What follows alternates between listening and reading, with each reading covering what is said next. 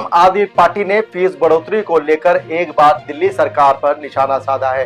दिल्ली की नेता विपक्ष आतिशी ने कहा कि दिल्ली सरकार फीस बढ़ोतरी को रोकने के लिए फीस निर्धारण और रेगुलेशन में एक बार पारदर्शी बिल 2025 को लेकर आई है, लेकिन इस बिल को लेकर किसी से कोई बातचीत नहीं की गई। आतिशी ने कहा कि बातचीत के अलावा आज तक किसी ने इस बिल का ड्राफ्ट भी नहीं देखा। आतिशी ने आरोप लगाया है कि प्राइवेट स्कूलों के साथ ही बीजेपी का गठजोड़ है और यही कारण है कि दिल्ली सरकार किसी भी प्राइवेट स्कूल में फीस वापस नहीं करवा पाई। साथ ही आतिशी ने यह भी कहा कि हम पहले भी प्राइवेट स्कूलों के खिलाफ लड़ते आए हैं और आगे भी लड़ते रहेंगे। हमारे विधायक बिल को लेकर जनता से संवाद करेंगे। इसे लेकर आम आदमी पार्टी ने सुझावों के लेकर एक ईमेल भी जारी किया है। वहीं दिल्ली सरकार के सूत्र बता रहे हैं कि सरकार जल्द ही एक अध्यादेश लेकर आने वाली है। अध्यादेश में उल्लंघन के लिए 50,000 रुपए तक का जुर्माने का प्रस्ताव है और बार बार उल्लंघन होने पर स्कूल की संपत्ति जब्त करने का प्रावधान भी किया गया है। फीस निर्धारण करने के लिए स्कूल, जिला और समीक्षा पर स्तर पर समितियां गठित की जाएंगी। इस विधेयक को पहले 13-14 मई को प्रस्तावित विशेष सत्र में पेश किया जाना था, लेकिन सत्र नहीं हो सका। अब इसे आगामी मानसून सत्र में विधेयक के रूप में पेश किया जाएगा। दिल्ली सरकार अभी तक 600 प्राइवेट स्कूलों का ऑडिट कर चुकी है। क्या कुछ कहा आतिशी ने, आपको सुनाते हैं इस वीडियो में। जब से दिल्ली में भारतीय जनता पार्टी की सरकार बनी है, प्राइवेट स्कूल्स ने बेलगाम तरीके से अपनी फीस बढ़ानी शुरू कर दी है। कोई प्राइवेट स्कूल नहीं बचा जिसने 30%, 40%, 60%, 80% अपनी फीस ना बढ़ाई हो। तरह तरह के नए चार्जेस डाल दिए गए। कहीं पे एसी का चार्ज, कहीं पे स्विमिंग का चार्ज, कहीं पे एक्टिविटी क्लासेस का चार्ज। आज दिल्ली का मिडिल क्लास त्रस्त हो चुका है क्योंकि वो अपने बच्चों की प्राइवेट स्कूल की फीस नहीं भर पा रहा। 40-40 डिग्री में माता पिता स्कूल के बाहर प्रोटेस्ट कर रहे हैं, दिल्ली सरकार के डिपार्टमेंट ऑफ एजुकेशन के बाहर प्रोटेस्ट कर रहे हैं, लेकिन सुनने वाला कोई नहीं रहा। माता पिता कोर्ट गए, हाई कोर्ट गए, सुप्रीम कोर्ट गए। हाई कोर्ट ने आखिर कहा कि जब तक सरकार कोई ऑर्डर नहीं पास करती है तब तक हम कैसे निर्देश दे सकते हैं। तो एक चीज बिल्कुल साफ है कि भारतीय जनता पार्टी की और दिल्ली के प्राइवेट स्कूलों की साठगांठ है, जिसकी वजह से बेलगाम तरीके से प्राइवेट स्कूलों की फीस बढ़ रही है। प्राइवेट स्कूल में पढ़ने वाले बच्चों के माता पिता कभी शिक्षा मंत्री के पास जाते हैं, कभी मुख्यमंत्री के पास जाते हैं।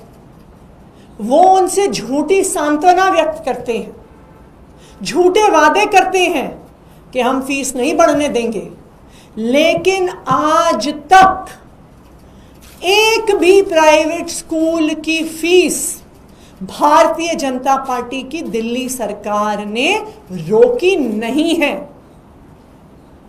झूठे आंसू जरूर बहाए हैं, घड़ियाली आंसू जरूर बहाए हैं, झूठे वादे जरूर किए हैं, लेकिन एक स्कूल की भी फीस को रोका नहीं गया। दिल्ली वालों ने सबने वो शर्मसार नजारा देखा कि दिल्ली का एक प्राइवेट स्कूल बाउंसर्स के साथ बच्चों को स्कूल से बाहर फेंक रहा था। लेकिन क्योंकि माता पिता का इतना दबाव रहा, क्योंकि आम आदमी पार्टी लगातार इस मुद्दे को उठाती रही, इसलिए भारतीय जनता पार्टी को कुछ दिखावा करना जरूरी था। तो उन्होंने कहा हम कानून लेकर आएंगे, फी हाइक को रोकने का कानून लेकर आएंगे, विधानसभा में बिल लेकर आएंगे। लेकिन चुपचाप बिना कोई कंसल्टेशन किए, बिना माता पिता से सुझाव मांगे, बिना उन वकीलों से जो सालों से लड़ते आए हैं फी हाइक के खिलाफ, किसी से भी बिना पूछे, किसी को कानून बिना दिखाए भारतीय जनता पार्टी की दिल्ली सरकार ने कैबिनेट में पास कर दिया। हर तरफ लोग पूछ रहे थे, हमें इतने सारे माता पिता के फोन आए, वकीलों के फोन आए, एक्टिविस्ट के फोन आए कि मैडम आपके पास बिल की कॉपी है क्या, हम उसको देख लें। जर्नलिस्ट तक के फोन आए कि आपके पास बिल की कॉपी है क्या, लेकिन भारतीय जनता पार्टी ने किसी को ये बिल की कॉपी, कानून की कॉपी देखने नहीं दी। क्यों? क्योंकि ये कानून सिर्फ एक आई वॉश के माध्यम से लेके आ रहे हैं, दिखावे के लिए लेके आ रहे हैं, वो फीस कम करने के लिए नहीं, प्राइवेट स्कूलों को बचाने के लिए लेके आ रहे हैं। वरना आज तक दिल्ली के इतिहास में ऐसा कभी नहीं हुआ कि इतनी बड़ी पॉलिसी आ रही है, इतना महत्वपूर्ण कानून आ रहा है, लेकिन उस पर कोई राय मशवरा ना हो। लेकिन मैं दिल्ली वालों को, खास करके प्राइवेट स्कूल में पढ़ने वाले बच्चों के माता पिता को ये भरोसा दिलाना चाहती हूं कि हो सकता है कि भारतीय जनता पार्टी ने आपको धोखा दिया है, लेकिन आम आदमी पार्टी पहले भी प्राइवेट स्कूलों के खिलाफ लड़ती आई है और आगे भी प्राइवेट स्कूलों के खिलाफ लड़ती आएगी। आखिरकार चाहे वो चोर दरवाजे से कैबिनेट में लेकर आए, चाहे अभी तक किसी को कानून देखने नहीं दिया, लेकिन आखिरकार ये कानून दिल्ली विधानसभा की पटल पर पेश होगा और उस दिल्ली विधानसभा में दिल्ली के लोगों के वोटों से चुने हुए 22 आम आदमी पार्टी के विधायक हैं। बीजेपी ने शायद दिल्ली के पेरेंट्स को धोखा दिया, लेकिन आम आदमी पार्टी नहीं देगी। हम पहले भी प्राइवेट स्कूल्स के खिलाफ लड़ते आए हैं, आगे भी लड़ते रहेंगे। हम प्राइवेट स्कूलों में पढ़ने वाले बच्चों की माता पिता की आवाज बनकर दिल्ली विधानसभा में रखेंगे।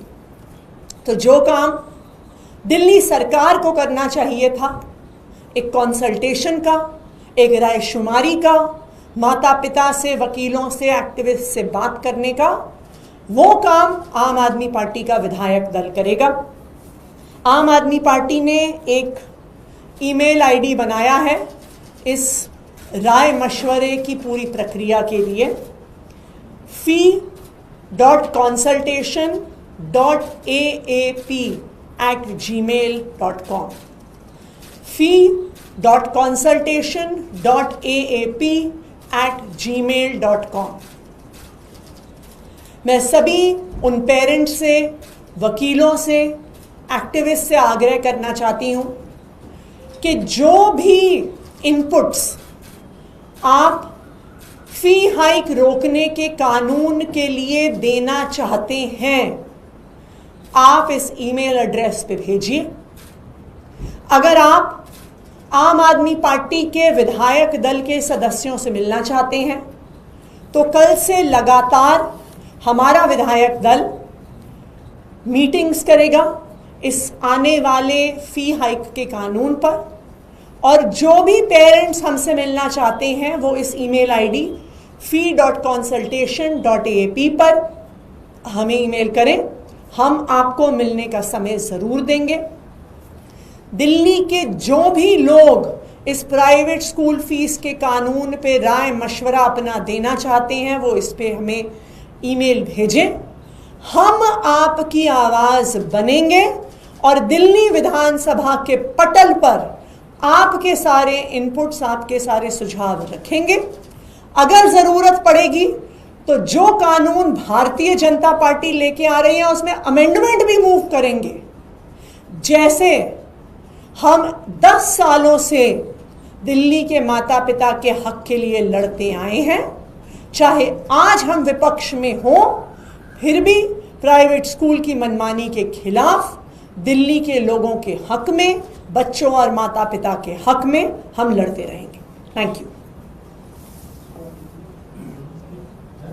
डिमोलिशन चल रहा है दिल्ली में मद्रासी कैंप और सौरभ आजाद ने कहा कि एक जगह पहुंचे हैं। भारतीय जनता पार्टी कितना झूठ बोलती है उसको देखने के लिए दिल्ली के लोगों को 100 दिन भी इंतजार नहीं करना पड़ा।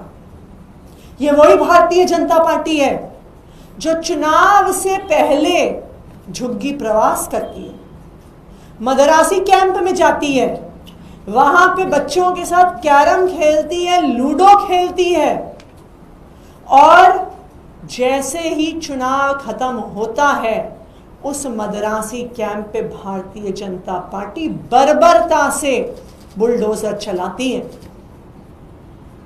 ये वही भारतीय जनता पार्टी है जो चुनाव से पहले फॉर्म भरवाती है कि जहां झुग्गी है वहीं मकान देंगे, और आज हाथ खड़े करके भारतीय जनता पार्टी के प्रदेश अध्यक्ष कह रहे हैं दे तो दिया हमने कुछ लोगों को नरेला में घर।